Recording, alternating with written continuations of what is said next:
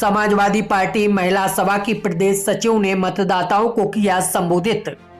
भरतना की ग्राम कंदेसी पचार में पहुंची अनीता यादव, समाजवादी पार्टी महिला सभा की प्रदेश सचिव, जहां पर उन्होंने मतदाताओं को संबोधित किया है।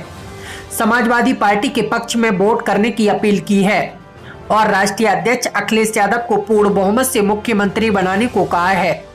इस दौरान भरतना क्षेत्र के तमाम दिग्गज नेता भी उपस्थित हुए हैं।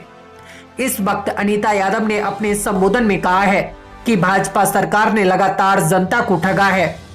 5 वर्षों में जनता महंगाई, बेरोजगारी, अत्याचार, फर्जी मुकदमों से परेशान हो गई है। अब समय आ गया है इनको सबक सिखाने का। भाजपा हटाओ, देश बचाओ। समाजवादी पार्टी के राष्ट्रीय अध्यक्ष अखिलेश यादव को पूर्ण बहुमत से मुख्यमंत्री बनाओ। इस दौरान उन्होंने अपनी पार्टी की तमाम योजनाओं के बारे में जनता को बताया है। उससे पहले आप समाजवादी पार्टी के अशोक यादव, पूर्व मंत्री, को सुनिए उन्होंने क्या कुछ कहा है। हमारे यहाँ से जब महाराज सिंह प्रदीप जी नेता बन के निकले थे तो आपको पता होगा इनके जो गुरु थे वो श्री कृष्ण शुक्ला जी थे। उन्होंने हमारे सामने हम भी विश्वास पाल के थे, प्रदीप जी को और महाराज सिंह को अपना आशीर्वाद देके, शिक्षा देके नेता बनाया था। महाराज सिंह 5 बार एमएलए बने और प्रदीप जी लगातार आज एमपी एमएलए बनते चले आ रहे हैं। इसलिए शुक्ला जी, हो सकता किसी का उनसे नातफाकी रही हो, लेकिन मैं हमेशा उनके पैर छूता रहा। जिंदगी का अंतिम सांस तक हमने उनका सम्मान किया। और एक और रिश्ता हमारा इस गांव से है। भरतना में कमल पाठक जो है, सब जानते हैं, वो हमारे भाई हैं। हमारा उनका अटूट रिश्ता है। और उनकी बेटी इस गांव में है, हरिशंकर शुक्ला जी, जो अभी एक्सपायर हो गए थे। उनके लड़के आशुतोष के लिए, अविनाश के लिए, तो ये रिश्ता भी इस गांव से जो आगे चल के घर पड़ता है। और वैसे भी कंदेसी बहुत पास रहा। लेकिन दोस्तों, एक बात का हमेशा कष्ट रहा कि जो भरतना विधानसभा थी वो नगला राजा के उधर थी। नगला राजा, नगला नगरू हमेशा ये लखना क्षेत्र में रहे, इसलिए विकास से अछूते रहे। अब ये कंदेसी हमारा पूरा भरतना ब्लॉक एक हो गया दोस्तों, तो अब निश्चित मानिए जो विकास के काम होंगे वो कंदेसी में कहीं से कम नहीं होंगे। और कंदेसी तो वैसे भी हमारे भरतना कस्बे में शामिल होने जा रहा है। ये देखिए पुल बन रहा है, ये तहसील सामने बन गई है, कई तरफ से सड़कें आई। मैं उस दिन हाजीपुरा आया था एक दिन, आज 2-3 साल पहले। मैंने कंदेसी जाना, बोले यहाँ से निकल जाओ सामने से। 3 साल पहले, 4 साल पहले की बात है, तो हमारे कंदेसी आ गए। वो सड़क इतनी शानदार बनी हाजीपुरा से यहाँ तक। तो सारे विकास के काम हुए हैं। आने वाला चुनाव आपके गांव को और तरक्की देगा, और विकास देगा, और आगे बढ़ाएगा। इस संकल्प के लिए हमारे बीच ये हमारी भरतना की बेटी जरूर है, लेकिन ये उत्तर प्रदेश चयन सेवा आयोग की अध्यक्ष रही है। 3 महीने रही, मेंबर तो रही, लेकिन 3 साल अध्यक्ष आप बराबर बनी रहती। भाजपा ने पीछे शर्त के घटवा दिया था इन्हें। तो हमारे क्षेत्र के हजारों बच्चे आज जो बीएड हैं, आज वो टीचर होते और खुशहाल जिंदगी जी रहे होते हैं। आज हमारे बीच पधारी हैं वो महिला महासचिव की, महिला कमेटी की प्रदेश की महासचिव भी हैं। तो मैं चाहूंगा आप एक बार स्वागत तो जरूर बनता है करिएगा। तो मैंने कहा अध्यक्षता आज के हमारे प्रधान जी करेंगे। और सबसे पहले मैं आशीर्वाद देने के लिए हमारी चाची, पिछले करीब 25 सालों से हमारे उनके बड़े संबंध हैं, कभी खट्टे कभी मीठे, लेकिन मैं हमेशा उनके पैर छूता हूँ। मेरा मजाक का नेचर थोड़ा सा है, तो मैं पैर छू लेता हूँ, लेकिन जब भी सम्मान की बात आती है मैं सम्मान करता हूँ। आज वे फिर से अध्यक्ष हमारी बनी है, शहर की अध्यक्ष। खड़ी, तुम्हारा परिचय हो जाए, खड़ी हो जाओ, सबसे खड़ी हो जाओ। और ये फहमीदा बेगम, ये हमारी महासचिव है। और हमारे साथ ये जो महिला आई हुई है, रजनी रावत जी बैठी हुई है, तमाम हमारे सभी साथी हैं। सभी का मैं स्नेह करता हूँ, वेदन करता हूँ। और कि जब आपका बच्चा बीमार होते तो किसके पास जाते हैं? अच्छे डॉक्टर के पास जाते हैं। अब वो डॉक्टर चाहे ब्राह्मण हो, चाहे यादव हो, चाहे बनिया हो, चाहे किसी बरादरी का हो, आप अच्छा डॉक्टर देखते हैं, अच्छा मास्टर देखते हैं। जब कोई आपको काम करना होता है, कपड़ा लेते हैं तो बढ़िया वाला बढ़िया देखते हैं। तो लेकिन जब चुनाव में आपको विधायक बनाना होता है तब थोड़ा आगे पीछे हो जाते हैं आप। तब आप जाति मत देखिए, केवल ये देखिए कि कौन सा विधायक आपका विकास करा सकता है दोस्तों। इसलिए मैं नहीं, इसलिए मैं चाहता हूं जो लोग हमारे आज के मुख्य अतिथि का स्वागत करना चाहते हैं, माला डालकर वो कृपया में तो बहुत नाम दिए गए हैं। लगता है कि प्रदेशी बैठे हुए हैं। ये स्वागत किया, इसके साथ ही आगे से आप स्वागत करने वाले ही आगे आए, बाकी लोग बैठ जाए। जयप्रकाश आप मैं चाहूँ फोटो चाची बढ़िया। आपकी चाची तो मेरी दादी हो गई। दादी, हाँ तो दादी हैं। चलिए, अम्मा नहीं करेगा तो कौन करेगा। सबसे पहले मैंने इन्हीं का नाम लिखा था स्वागत करने वालों में। इसके साथ ही हमारे बीच में हमारे ब्लॉक अध्यक्ष जी बैठे हैं और हमारे इनके स्वागत सचिव उनको माला डाली है। ये रजनी रावत बैठी हुई है। इस चुनाव में अखिलेश यादव जी ने पूरे 403 में केवल 20 आदमी यादव को टिकट दिया है। 110 टिकट थे यादवों के। अखिलेश जी ने कहा मैं चाहता हूं ब्राह्मण भी आगे आए, ठाकुर भी आगे आए, हमारे हरिजन भाई भी आगे आए। तब केवल 20 टिकट यादवों को दिए हैं और ब्राह्मण को 40 टिकट दिए। दोस्तों, ये भी ध्यान रखना पड़ेगा। हमारे दलित भाइयों को करीब 70 टिकट दिए हैं, तो बढ़िया लोगों को 20 टिकट दिए हैं, यादवों को केवल 5 टिकट दिए हैं। और परिवार के किसी आदमी को टिकट नहीं दिया है। शिवपाल सिंह का दल अलग है, उनकी पार्टी अलग है। एकमात्र अखिलेश चुनाव लड़ रहे हैं, पूरे परिवार में कोई चुनाव नहीं लड़ रहा है। तो ये उनके आत्मा भावना को व्यक्त करता है कि वो आपसे जुड़ना चाहते हैं। जितने लिखे पढ़े थे सभी संतरी हुए। आपके आसपास के जितने लिखे पढ़े थे वो छोटी नौकरियां कर रहे। ध्यान देना इस बात पर कि जितने लिखे पढ़े थे सभी संतरी हुए और जितने हरामखोर थे सभी मंत्री हुए। जितने लिखे पढ़े थे सभी संतरी हुए और जितने हरामखोर थे। भाई, आप कुचल रहे हैं लोगों को, आप बलात्कार कर रहे हैं पूरे प्रदेश में। अरविंद कुलदीप सेंगर जैसा भाजपा का विधायक क्या कर रहा है? तो ये सब पकड़े जा रहे हैं। अब एक केंद्रीय मंत्री के बच्चे ने किसान कुचल दिए। ऐसा दुनिया में कभी दोस्तों नहीं हुआ कि जितने लिखे पढ़े थे सभी संतरी हुए और जितने हरामखोर थे सभी मंत्री हुए और जिसने विवाह करके अपनी पत्नी छोड़ दी वो अपने देश में प्रधानमंत्री हुए।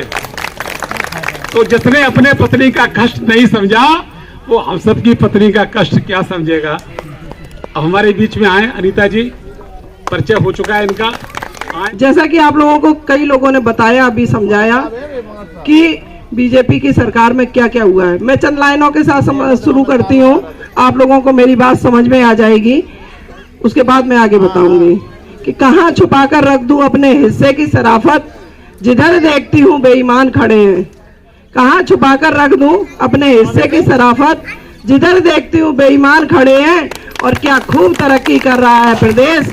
आज देखिए खेतों में साढ़ और सड़कों पर किसान और मजदूर खड़े हैं। साढ़ों को कहाँ होना चाहिए था? गौशालाओं में। और किसानों को खेत में होना चाहिए था, मजदूरों को खेत में होना चाहिए था। वो बेचारे आज सड़कों पे घूम रहे हैं, साढ़ों के पीछे घूम रहे हैं, लाचार और परेशान होकर के। क्योंकि ये सरकार जो आई है इसने किसान, मजदूर और गरीबों को बिल्कुल नेस्तनाबूद करने का काम किया है। हमारी बहनें जानती हैं, हमारी आंटी ने बताया कि महंगाई की मार किस तरह से हमारी बहनों को झेलनी पड़ रही है। ये हमारी बहनों से छुपा नहीं है। चाहे वो रसोई गैस की किल्लत हो या कोई भी सामान हो, डीजल, पेट्रोल, गैस, सब चीजें इतनी महंगी हो गई हैं। भाजपा के लोग कहते थे उज्ज्वला गैस लाए, आंखें सही हो जाएंगी। कितनी बहनों की आंखें सही हुई, माताएं बैठी हैं, कितने लोगों की हो गई आंखें सही? आंखें सही नहीं हुई किसी की। क्या हुआ? जेब खाली हो गई और घर घर में लड़ाई का एक संसाधन पैदा हो गया। जो हमारी बहुएं बेटियां पहले चुपचाप रोटी बना लेती थी चूल्हे पे, आज वो गुस्सा होने लगी। वो कहती नहीं, गैस ले आओ। आदत पड़ गई है। तो बीजेपी का काम है कि जो अंग्रेज करते थे कि फूट डालो और राज करो, ये वही काम करते हैं। ये क्या किया इन्होंने? हमारी बहनों को एक सिलेंडर दे दिया, उनको लत लगा दी। अब हमारे भाई, हमारी बहनें मजबूर हैं गैस भरवाने के लिए, क्योंकि सिलेंडर 1000 रुपए से ऊपर चला गया है। हमारी बहुएं, हमारी बेटियां जो नई नई हैं, वो नहीं समझती हैं कि जब रोजगार नहीं है, काम नहीं है, तो गैस कैसे भरवाई जाए। बच्चे जिद करते हैं। इसके अलावा इन लोगों ने एक काम और किया आप लोगों की परेशानी का। काम तो सारे परेशानी के ही किए हैं, लेकिन एक और है, जो हमारे छोटे छोटे बच्चे हैं उनकी ऑनलाइन क्लासेस शुरू करवा दी। क्या किया? मोबाइल खरीदो। मोबाइल खरीदो और रिचार्ज कराओ। रिचार्ज का पैसा कहाँ जाता है? जो इनके दोस्त बैठे हैं बड़े बड़े मुकेश अंबानी और अडानी, उनके खाते में वो पैसा जाता है और परेशानी आप लोगों को झेलनी पड़ती है। हमारे मजदूर भाइयों को, हमारे किसान भाइयों को, इन लोगों को परेशानी झेलनी पड़ती है। लेकिन हमारे बच्चे जिद करते हैं और हमारी बहनें और हमारे भाई मजबूर हो जाते हैं पढ़ाई के नाम पर। उनको मोबाइल भी दिलाना पड़ा और उनको रिचार्ज भी कराना पड़ा। लेकिन कितने लोग बता सकते हैं कि बच्चे होशियार हो गए? बच्चे होशियार हुए किसी के? कोई बच्चा होशियार नहीं हुआ, कोई बच्चा होशियार नहीं हुआ। क्या हुआ? बच्चों ने अच्छी चीजें नहीं सीखी, बच्चों ने गलत चीजें सीखी। जो हमारे छोटे बच्चे हैं वो गेम खेलते हैं और जो थोड़े से बड़े बच्चे हैं, जो थोड़े समझदार हैं, वो उसमें और दुनिया भर की चीजें देखते हैं, सीखते हैं और परेशान करते हैं। मैं तो पूरे प्रदेश में जाती रहती हूँ, कहीं कहीं तो बच्चे इतने बदमाश हैं, कहते हैं हमें अगर रिचार्ज नहीं करवाओगे हम घर छोड़ के भाग जाएंगे। तो हमारी माताएं बहनें परेशान है, हमारे भाई परेशान है, जिनके पास काम नहीं है, रोजगार नहीं है, वो बेचारे कहाँ से पैसा लेके आए? इस सरकार को कोई मदद की जरूरत नहीं है, इनको कोई मदद की चिंता नहीं है। इन्होंने सिर्फ अपना एक फरमान जारी कर देते हैं, जो तुगलकी फरमान कहूंगी मैं तो उसको। रातों रात फरमान जारी कर देते हैं और क्योंकि इनको कुछ पता ही नहीं है, इनको घर गृहस्थी का कोई आइडिया नहीं है, इनके बीवी नहीं है, इनके बच्चे नहीं है। अंकल जी ने कहा कि जिसने अपनी पत्नी छोड़ दी वो दूसरों की पत्नी का दर्द क्या समझेगा? सही बात है, जाके पाँव न फटी बीमारी सो का जाने पीर पर आई। और प्रधानमंत्री जी ने तो पत्नी छोड़ी है, लेकिन हमारे बाबा मुख्यमंत्री ने क्या किया? अपने पर्दे के पीछे वाली तो मुझे नहीं पता थी लेकिन वो पर्दे के पीछे वाली दूसरी बात है। लेकिन एक बेटा अगर अपने मरे हुए पिता के अंतिम संस्कार से भी जरूरी काम उसके लिए दुनिया में कोई है, तो उससे ज्यादा मुझे लगता है नालायक और कोई नहीं होगा। जो मैं तो नालायक शब्द ही कहूंगी, जो अपने मुख्यमंत्री होने के बाद भी अपने मरे हुए पिता की अंत्येष्टि में जिसके पास टाइम नहीं निकाल पाया, वो आप लोगों के लिए क्या करेगा? आप लोगों को ये चीज समझने की जरूरत है और ये चीज सोचने की जरूरत है। ये लोग ये कोई काम नहीं करते और जब चुनाव आता है तो ये जात पात की बात करते हैं, ये धर्म की बात करते हैं, हिंदू मुसलमान की बात करते हैं। बात क्यों करते हैं? क्योंकि इनके पास कोई मुद्दा ही नहीं है, इनके पास कोई ऐसा मुद्दा नहीं है जो ये कह सके। कोई इन्होंने काम नहीं किया है जिसको ये गिना सके। इनके पास एक काम है, मैंने देखा है कई जगह, इनके जो वो पड़े हुए हैं वीडियो वगैरह, उसमें पूछते राशन मिलना, अनाज मिलना, अनाज मिलना। बहनें कहती हैं अनाज तो मिल लो, नमक में तो हमें कांच भरो है, तो भाग देते वहां से, दुम दबा के भागते हैं। और मैं आप लोगों को बताना चाहती हूँ कि वाकई उस नमक में कांच मिला हुआ है। आप लोग उसका इस्तेमाल मत करिएगा। अगर आप उसका इस्तेमाल करेंगे तो आप लोगों को बीमारियां हो जाएंगी, आपके छोटे छोटे बच्चों को बीमारियां हो जाएंगी। और जो रिफाइंड ऑयल है, ओमिक्रॉन जो फैल रहा ना, बता रहे कोरोना फैल रहा, कोरोना कहीं से नहीं फैलेगा, कोरोना उसी तेल से फैलेगा। तो आप लोग उस तेल का भी इस्तेमाल मत करिएगा। दूसरा, अगर हमारे बच्चों को पढ़ाई नहीं मिलेगी, हमारे भाइयों को रोजगार नहीं मिलेगा, हमारे भाइयों को काम नहीं मिलेगा, तो हम लोग जिंदगी में कभी तरक्की नहीं कर पाएंगे। और हम ऐसे जो बीजेपी के लोग हैं, इन लोगों के शासन में, इन लोगों के सरकार में जो गुलामी की जंजीरों में इस बार जकड़े रहे, ऐसे ही फिर से जकड़ जाएंगे। और अब की बार अगर जकड़े तो ये हम लोगों को जिंदा रहने के काबिल नहीं छोड़ेंगे। क्योंकि आप लोगों ने देखा है कि कोरोना काल में इन्होंने क्या व्यवस्थाएं की आप लोगों के लिए। इन्होंने चंदा किया हजारों हजार करोड़ रुपए का, और वो चंदा कहाँ गया किसी को पता नहीं है। क्या आप लोगों को दवाई मिली? क्या आप लोगों को कोई सुविधा मिली? नहीं। जो एम्बुलेंस समाजवादी पार्टी ने चलाई थी, वो एम्बुलेंस भी कहीं कहीं हमने सुना है कि एम्बुलेंस वाले पैसे मांग रहे थे। जहां जिनके बीमार लोगों को ले जाना था वहां वो औने पौने दाम मांग रहे थे, और हमारे गरीब भाई, हमारी बहनें तड़प रहे थे, बिलख रहे थे, लेकिन सरकार ने उनकी कोई सुध नहीं ली। तो मैं आप लोगों से, धूप बहुत तेज है, आप लोग बहुत देर से बैठे हैं, मैं जल्दी जल्दी अपनी बात खत्म करना चाहूंगी। मैं आप लोगों से कहना चाहूंगी कि जो व्यवस्थाएं इन लोगों ने की हैं, ये कहते हैं कि हम राम राज्य लाएंगे। बताइए कब राम राज्य में इतने बलात्कार हुए थे? बताइए कब राम राज्य में फेक एनकाउंटर हुए थे? बताइए कब राम राज्य में व्यापारियों को गोली मार दी गई थी? बताइए कब राम राज्य में मुकदमे लगाए गए थे? आज हमारा कोई भाई कोई बहन जो अधिकार हमें बाबा साहब भीमराव अंबेडकर जी ने दिए थे, संविधान के तहत दिए थे। संविधान कहता है कि हम अपनी बात रख सकते हैं, हम अपनी जरूरतों के लिए सरकार को चुन के बनाते हैं, तो सरकार का कर्तव्य बनता है कि हमें जब जिस चीज की जरूरत है सरकार वो चीजें हमें मुहैया कराए। लेकिन इन लोगों ने संविधान को खत्म करने का काम किया है, ये हमारे अधिकारों को खत्म करने का काम कर रहे हैं। आज हमारा कोई भाई कोई बहन कोई बेटी कोई भी जाता है तो उस पर लाठियां बरसाई जाती हैं। बताइए क्या आप लोगों ने सरकार लाठियों के लिए बनाई थी? क्या आप लोगों ने सरकार को इसलिए चुना था कि कल जब आप अपने अधिकार की बात करेंगे तो आप पर लाठियां बरसाई जाएंगी? मैं आप लोगों से करबद्ध निवेदन करती हूं कि आप लोग सिर्फ अपने बच्चों के भविष्य को ध्यान रखना, अपने भाइयों का अपने बेटों के भविष्य के बारे में सोचना और उन भाइयों के बारे में सोचना, उन बच्चों के बारे में सोचना, उन बहनों के बारे में सोचना जो लॉकडाउन में सैकड़ों किलोमीटर पैदल चल के आए और चलते चलते उनकी जान चली गई, जो बेचारे अपने घर नहीं पहुंच पाए, जो अपनी पत्नियों को लेकर निकले थे वहां से, जो गर्भवती थी उनकी रास्ते में डिलीवरी हो गई, उनके बच्चे मर गए, किसी की पत्नियां मर गई और वो भाई हमारे अकेले अपने घर पहुंचे। क्या बीती होगी उन माँ बाप पे जिन्हें पता चला होगा कि हमारा बेटा बहू को लेके आ रहा है और हमारे घर में एक नन्हा मेहमान आने वाला है, और जब वो बेटा खाली हाथ वहां पहुंचा होगा तो क्या दर्द महसूस हुआ होगा उन माताओं को, उन बहनों को। ये बात ये बीजेपी के लोगों को समझ में नहीं आएगी, इनको नहीं समझ में आएगी। और ये दूसरी जब लहर आई तो आप लोगों ने देखा कि ऑक्सीजन के लिए कैसे हमारी बहनें हमारे भाई हमारे बच्चे तड़प रहे थे, बिलक रहे थे और कहीं कोई व्यवस्था नहीं हो रही थी। हॉस्पिटलों में जाने को नहीं मिल रहा था, लोग मिल नहीं पा रहे थे। और तो और हद तब हो गई जब अंत्येष्टि के लिए जगह नहीं मिली, अंत्येष्टि के लिए लकड़ियां नहीं मिली और लाशें बिजकती रही उसमें पड़ी हुई गंगा नदी में, जहां चील कौवे और कुत्ते नोच नोच कर खा रहे थे।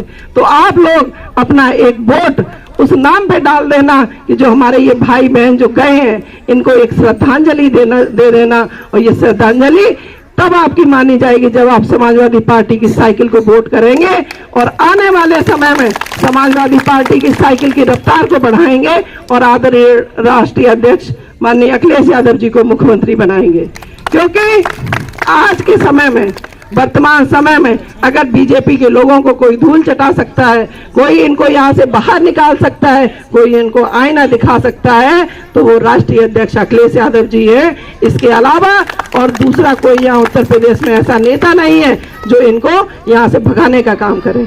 आप लोगों से मैं निवेदन करना चाहूंगी कि आप लोग किसी के बहकावे में मत आना, किसी के छलावे में मत आना, इसलिए मत आना क्योंकि ये आपके बच्चों के भविष्य का सवाल है।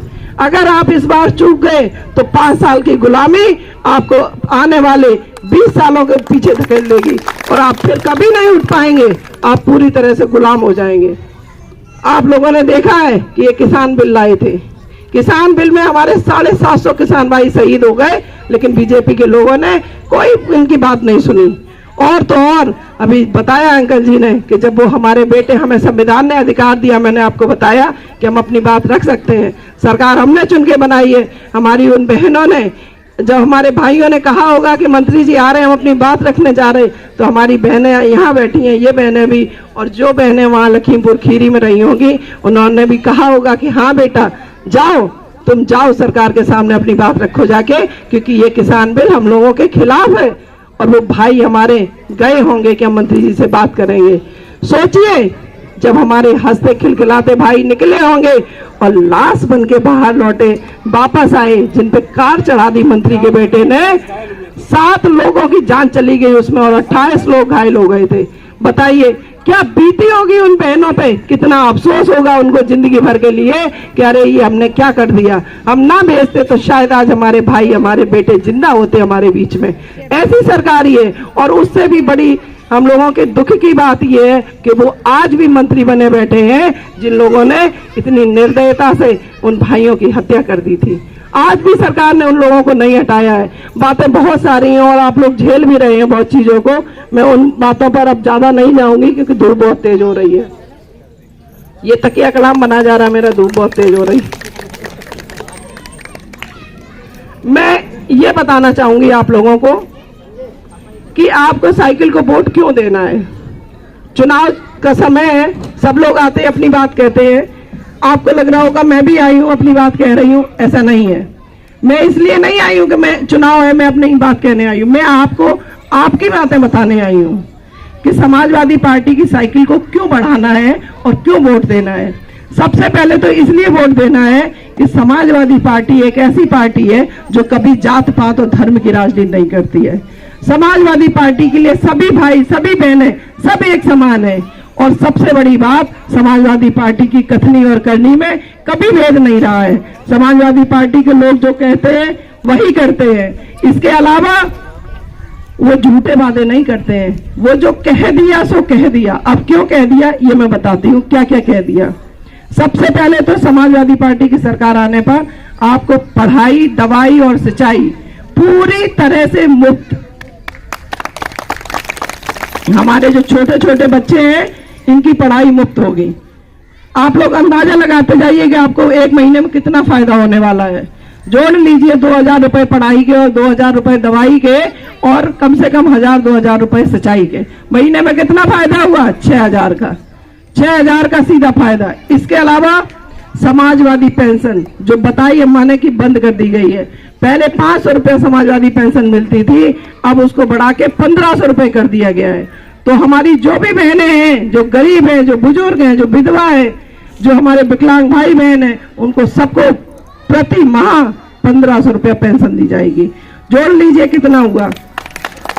6000, 7000, 7500। ठीक है। इसके अलावा 300 यूनिट बिजली फ्री। सिंचाई तो फ्री है ही, उसके अलावा घरेलू बिजली 300 यूनिट फ्री। 300 यूनिट बिजली फ्री हो गई। इसके अलावा जो गैस सिलेंडर की बात कर रहे हैं, बीजेपी के लोगों ने गैस सिलेंडर दिया 1000 रुपए में कर दिया। वही गैस सिलेंडर तीन सिलेंडर भरे हुए साल में आपको फ्री आपके घर पहुंचा दिए जाएंगे होली, दीपावली और ईद पे। समझ लीजिए आपको कितना फायदा होने वाला है। इसके अलावा छोटी मोटी बीमारियों का इलाज तो होगा ही। उसके अलावा अगर हमारे कोई भाई कोई बहन गंभीर रूप से बीमार है, मान लीजिए किसी को किडनी की, हार्ट की या कैंसर जैसी बीमारी है, तो उसका इलाज भी समाजवादी पार्टी की सरकार करेगी।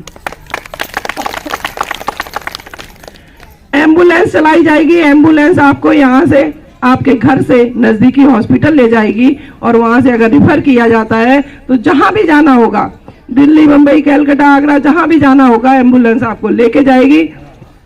जो आपके दवाई के पर्चे होंगे, जो रिपोर्टें होंगी, वो आप लगा देना, उनकी फाइल बना के हमारे जो भाई हैं, यहाँ के जो प्रतिनिधि हैं, उनके पास आप पहुंचा देना। आपका पूरा इलाज फ्री किया जाएगा। चाहे इलाज में 2 लाख खर्च हो, 4 लाख खर्च हो, 10 लाख खर्च हो, जितना भी पैसा खर्च होगा, आपका जो भी एस्टीमेट बनेगा वो पूरा सरकार उसका खर्च उठाएगी। इसके अलावा जो हमारे बच्चे हैं, जो पढ़ने में अच्छे बच्चे हैं, जो होशियार बच्चे हैं, उन बच्चों को अगर विदेश जाने का नंबर आएगा तो वो भी समाजवादी पार्टी की सरकार बच्चों को विदेश भेजने का भी काम करेगी। इसके अलावा जितने भी कर्जे हैं किसान भाइयों के, सब माफ कर दिए जाएंगे। अभी बिजली का बिल आप लोग भर नहीं पा रहे होंगे, लेकिन अगर नहीं भरा है तो मत भरना, सरकार बनवाना, सब माफ हो जाएगा। करोगी ना? सब माफ किया जाएगा। किसानों का बिल भी माफ किया जाएगा और बिजली का बिल भी माफ किया जाएगा। इसके अलावा आप लोगों को जो किसान भाई हैं या हमारे जो मजदूर भाई हैं, जो छोटे मोटे रोजगार के लिए या किसानी खेती के लिए पैसा लेते हैं, तो वो पैसा भी आपको बिना ब्याज के दिया जाएगा। ये काम भी समाजवादी पार्टी की सरकार आने पर किया जाएगा। अच्छी क्वालिटी का राशन 5 साल तक आप लोगों को फ्री दिया जाएगा। लोहिया आवास दिए जाएंगे।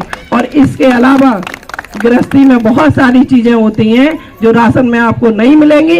उसके लिए समाजवादी कैंटीन की व्यवस्था की जाएगी, तो जो बाकी चीजें रह जाएंगी वो आपको कम दरों पर, कम पैसों में वहां से उपलब्ध होंगी। इसके अलावा हमारे जो किसान भाई हैं, गरीब भाई हैं, मजदूर भाई हैं, जो बाहर रह रहे हैं और खाना नहीं बना पा रहे हैं, उनके लिए समाजवादी कैंटीन में 10 रुपए में भरपेट भोजन की व्यवस्था की जाएगी। सोचिए हमारे भाइयों को 10 रुपए में भोजन मिल जाएगा बना बनाया, तो कितना अच्छा होगा। जो बाहर रह रहे हैं उन लोगों के लिए कितना फायदा होगा। इसके अलावा 22 लाख नौकरियां पहली मीटिंग में पास की जाएंगी। 22 लाख नौकरियां। जो हमारे भाई कम पढ़े लिखे हैं, खेल कूद में अच्छे हैं, उनके लिए लिखित परीक्षा खत्म करके उनको पुलिस में भर्ती करवाया जाएगा। पुलिस की भर्ती की व्यवस्था होगी तो जो हमारे भाई जो ज्यादा पढ़े लिखे नहीं है, जो लिखित परीक्षा नहीं निकाल पा रहे हैं, उनको सिर्फ दौड़ लगाने से ही पुलिस में भर्ती कर लिया जाएगा।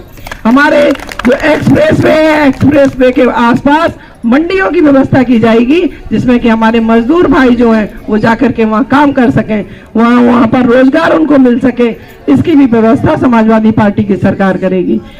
ये 5-5 किलो अनाज देते हैं आप लोगों को, तो आप लोगों को ये चीज जाननी चाहिए कि अगर आपके पास रोजगार होगा, आपके पास काम होगा, तो आपको ये 5 किलो अनाज की जरूरत नहीं है। आपको नौकरी और रोजगार की जरूरत है, आपको बच्चों की पढ़ाई की जरूरत है। कौन जानता है कि हमारे ये बच्चे बैठे हैं, अगर इनको व्यवस्था दी जाए, इनको शिक्षा की व्यवस्था की जाए, इनको पढ़ाया जाए, तो कौन जानता है कि इसमें से कोई मुख्यमंत्री नहीं बन सकता, प्रधानमंत्री नहीं बन सकता, IAS। अगर चाय बेचने वाला और घंटा बजाने वाला मुख्यमंत्री प्रधानमंत्री बन सकता है, तो हमारे बच्चे भी प्रधानमंत्री और मुख्यमंत्री बन सकते हैं। कोई किसी का भाग्य नहीं जानता है। मैं भी यहीं से निकली हूँ, मैं भी बहुत छोटी हूँ। किसी ने कभी नहीं सोचा था कि मैं यहाँ आके कंदेसी में यहाँ आके आप लोगों को इस तरह से संबोधित करूंगी। मैंने खुद नहीं सोचा था ये, लेकिन शिक्षा और समय पे व्यवस्थाएं की गई, उसकी वजह से शायद मैं आज यहाँ आप लोगों के बीच में खड़ी हूँ। तो ये काम हमारे राष्ट्रीय अध्यक्ष जी के अलावा और कोई नहीं कर सकता है, क्योंकि इतना कोई सोचता ही नहीं है। ये लोग गुलाम बनाना चाहते हैं, ये हमारा पेट भरना चाहते हैं। ये हमें 5 किलो अनाज देते हैं। सोच लीजिए आप लोग, 5 किलो अनाज मिलता है और खेतों में 5 कुंटल जो आपके फसल होती है वो साढ़े चढ़ जाते हैं। तो आपको फायदा हुआ या नुकसान हुआ? ये किसान निधि के नाम पे आपको 2000 रुपए देते हैं और आपके बच्चे बेटे भाई बाहर जाते हैं तो ये चालान काट के 10,000 रुपए जमा करवा लेते हैं। तो आपको फायदा हुआ कि नुकसान हुआ? ये बात है ये बातें आपको समझने की जरूरत है। हमारी बहनें ये बातें समझ रही ना।